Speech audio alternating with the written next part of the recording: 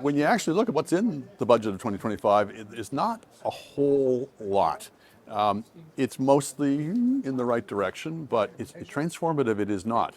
So, for example, if you thought the government was going to tackle the budget deficit in any serious way, the budget deficit's going up. It's going to be running about twice as large as the budgets under Justin Trudeau. The debt to GDP ratio, which used to be the anchor, keep it from rising, it's going to rise. So now they're saying, well, we're just going to keep the deficit falling. Maybe they will, maybe they won't.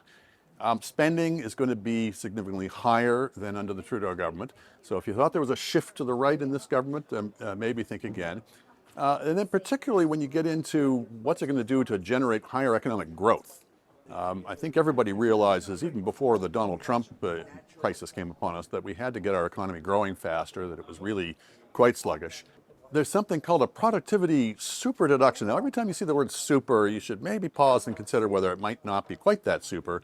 And when you look at it, in fact, it's a package of previously announced measures to accelerate expenses for certain industries in certain situations, plus a couple of new ones.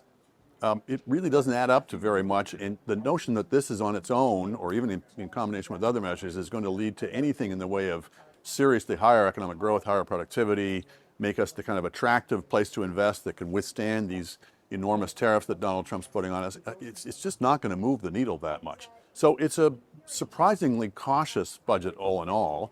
I have to think that because they're in a minority government situation, they didn't dare really put a lot into it in terms of either spending cuts or radical tax changes, et cetera. So if anybody was speculating over whether this was going to bring the government down, think again. I mean, the notion of going to the people over this just seems ridiculous.